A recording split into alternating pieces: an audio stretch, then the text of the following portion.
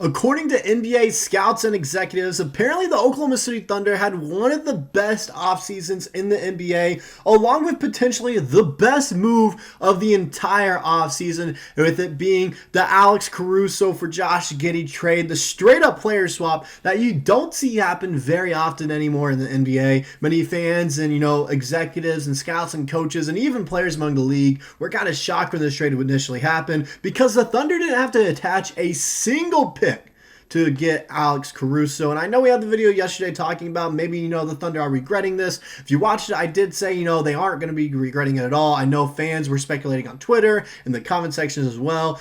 But now it's official that this move was good for the Thunder. It was possibly the best move of the entire offseason as well. The best thing that could happen for the Thunder, along with the Isaiah Hartenstein signing that they also had some, choice words for as well when talking about that signing, if it was a good or bad move that we'll talk about in this video, along with an article by Clemente Almanza. But before we get on to that, I just want to take a moment and say that we do have the Discord channel, okay? We do. And not a lot of you guys are active in it. I want you guys to be active in it. I really want you guys to. I like messaging you guys. I like chatting with you guys in the comment sections and the YouTube videos as well. But this is a little bit, I don't want to say more personal level, but it is a way for you guys to connect with me and connect with other people in the community as well, and also other, NBA communities as well, like Mavericks Digest, Raptors Digest, channels like that, Celtics Digest. So you're interested in, meeting some more people in the community, chatting, also when I'll drop the video discussions area here is when new videos come out. I'll let you guys know.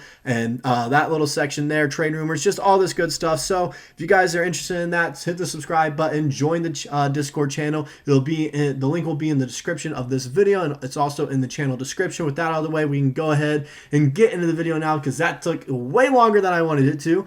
But talking about the Josh Giddey, Alex Caruso trade, the Isaiah Hartenstein signing, why this was a really good offseason for the Thunder and why, some executives and scouts said that this was the best move for the Thunder this offseason. It was a recent article put out by ESPN. Apparently there were 18 scouts and executives that talked about the moves this offseason. Which one was the best, which team had the best offseason, which team had the worst offseason, which was the worst move of the offseason. And the Thunder were brought up in every category besides the worst offseason. As we knew, it was a really good offseason for us. It was a great offseason. All the additions we made, getting Aaron Wiggins and Isaiah Joe on long-term team-friendly contracts, getting Alex Caruso here on what could be a one-year rental, Isaiah Hartenstein, which was the big move for us this offseason, allowing us to get help down low defensively in the paint, rebounding-wise, to take a little load off Chet Holmgren down there. And Clemente Almanza, as you guys know, I love reading his articles. I love talking about them on the channel. He had a little article breaking down what ESPN had to say. And so this is what he had to say here. The Oklahoma City Thunder had a productive offseason headlined by the additions of Isaiah Hartenstein and Alex Caruso. Both veterans are immediate fixes and add depth to OKC's rotation. The Thunder enter the 2024-2025 season as heavy title favorites after a first seed finish last year. Expect them to be in that conversation for the foreseeable future. The Thunder's addition of Caruso was highlighted in ESPN's survey of 18 NBA coaches, scouts, and executives to gauge what everybody thought of the offseason. Now, the other part of the article here that we will get into talking about in a little bit, actually. We'll talk about that one in a little bit, not just right now. So as you can see, it was voted the second best move. I personally think it's close. It's close with the Paul George one, which was the number one move. And it was close by the NBA scouts, coaches, and executives, as well as Paul George. The Paul George signing had 6 votes, and Alex Caruso had 5. So it was really close. All right, those two moves were very close to each other. Biasy, I am going to tell you Alex Caruso. I'm going to tell you that is more impactful for the Thunder because it allows you to actually add someone that fits into the system to replace Josh Giddey. Not only, is he a better defender, but shooting-wise, when you look at the statistics, he is the better shooter. He is. And when you watch him play, he fits into the OKC system as well. He's a gritty player. He's going to play hard. He's going to get on the floor. He's going to be physical as well. That's how I'm kind of, seeing OKC play right now with J-Dub, Chet Holmgren even becoming a little bit more physical. If you've seen his offseason workout video so far, he's putting on weight muscle-wise, and he's attacking the rim more physically and, ferociously. J-Dub, as we mentioned, He's physical, all right? He's a dog. SGA, he's going to drive in and get tough buckets that way.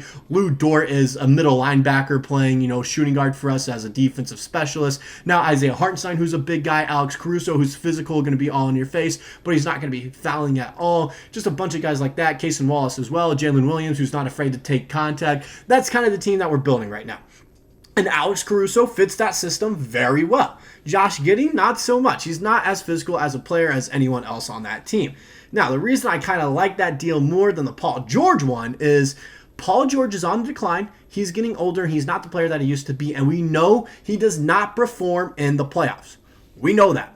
There's a reason he has the nickname Pandemic P. All right? Playoff P. All those nicknames. It's because he doesn't perform in the playoffs. And that's what the 76ers need. They need to actually be able to perform in the playoffs and make it past the Eastern Conference semifinals. Or else the jokes will continue.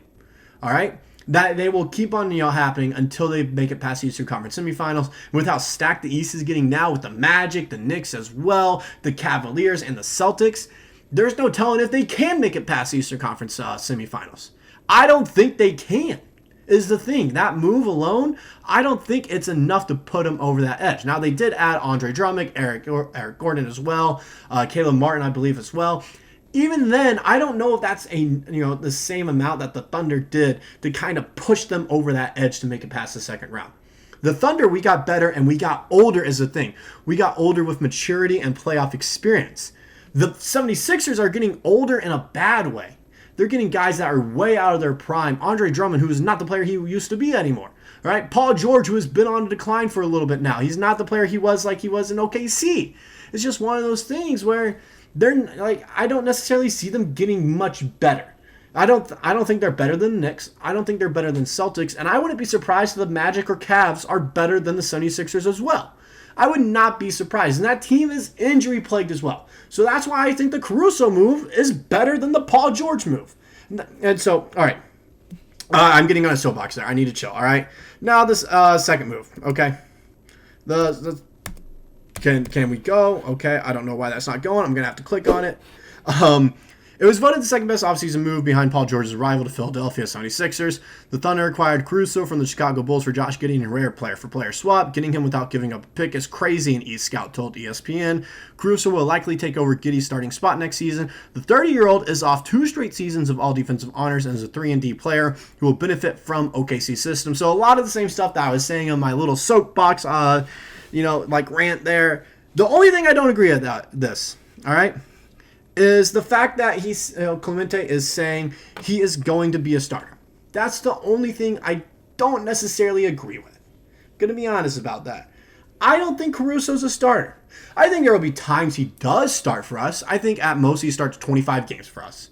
All right, at most. I think Isaiah Hartenstein is going to be that 5th starter for us, playing the center position. Okay, that is also because I think during the season we will trade for a true backup center that can play the 5 outside of offense, because I think Jay Will is a little bit too undersized to play center. I would like to see him play the 4 more often, more of a traditional power forward who can also shoot the ball. Nick Collison is what's coming to mind when I think of that, but I think Isaiah Hartenstein is starting over Alex Caruso in the situation. I think Caruso will actually benefit from playing off the bench, allowing him to not play as much and not get injured as much and actually play more games for us.